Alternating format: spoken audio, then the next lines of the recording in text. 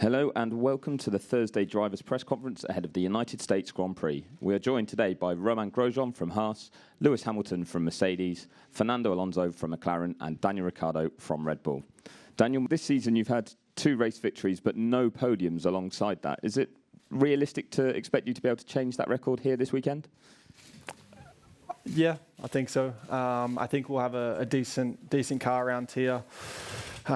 It's weird, I haven't had any actual podiums. So, try and make it happen. Last year we had it was going pretty strong, the race, and then we had to stop with some mechanicals. But it's definitely a fun track to race on. I enjoy Austin alone, but the circuit as well is really good. And for racing, you can overtake and it's pretty unique. So I'm happy if it's kind of wet for Friday, Saturday, but I kind of feel if the race is dry Sunday, it'll still be pretty exciting.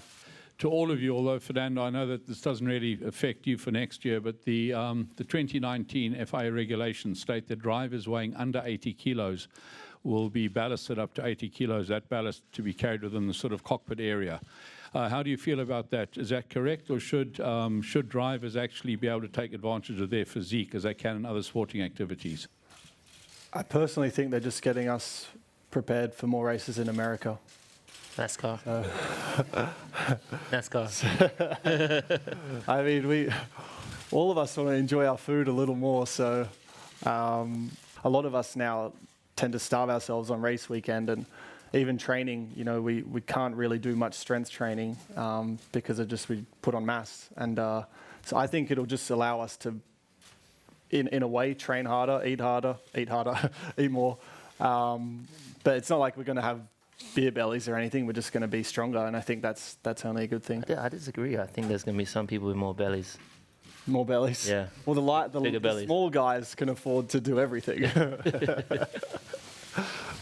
Roman, your thoughts on the weight? I think it's a great thing. I've been same as Daniel and Lewis are quite tall, and I think hasn't been great to starve ourselves and not eat to what we want to. So having a few kilos of margin, it's going to be great. It will be a challenge for the team because getting to the weight, the minimum weight for the regulation with 80 kilos seat and driver together is going to be tricky. But on the other hand, it's going to make our life an awful lot better. We got a lot of American fans that are excited about the Haas F1 team, the momentum they have coming into Austin for good points. I want to ask, what can we do to continue the momentum to grow the sport here in the United States? Well, I think, to me, the obvious answer is to get more races in the US. I think most of the time it's really hard for the audience to watch the Grand Prix the middle of the night. And, it's not easy to grow the fan base. So having more races in the US, having maybe races a bit more exciting as well. Because if you look at NASCAR, you never know who's going to win the race. And in Formula One, I can tell you that it's going to be either Mercedes or Ferrari winning on Sunday. So I think that's things that could be improved. But definitely more race in the US to get closer to the fans would be the first thing. I agree with what you said, really. We did have the one race, and this is a big country with a lot of sporting heritage. They love intense sport games but also have something to look forward to because there's more and more.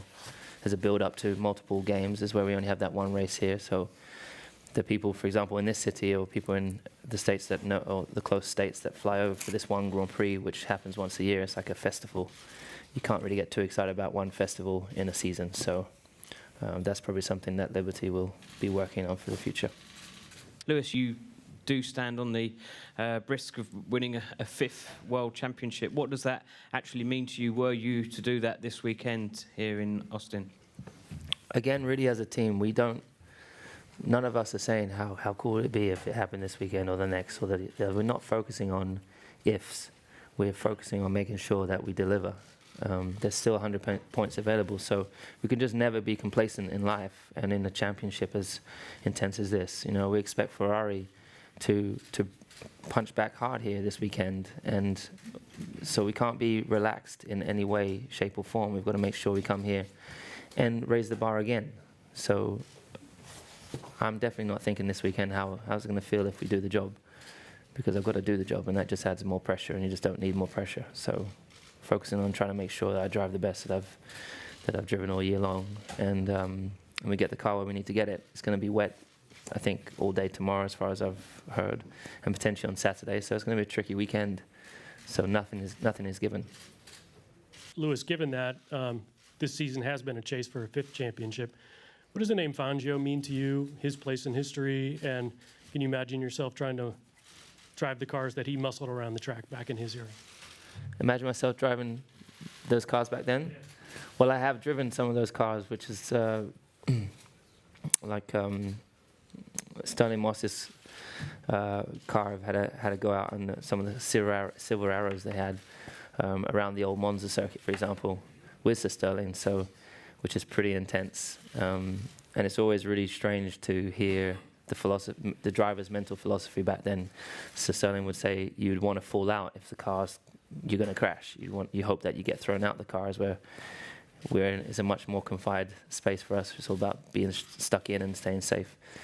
But I mean, I don't know if the 50s was a particularly good time, and yeah, wasn't a great time for black people either, so I probably wouldn't have been racing back then. But I'm grateful to be in this area, and with the technology that we have, and seeing the cars advance, I'm so grateful to be a part of this era.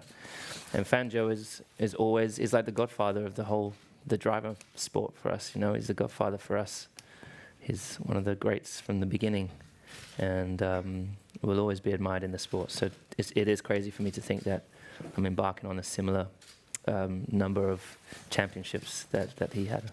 Fernando, just on Lewis, when you first met him back in 2007, did you think that this guy would have the credentials to go on and match Fangio and win 5 titles and all the races?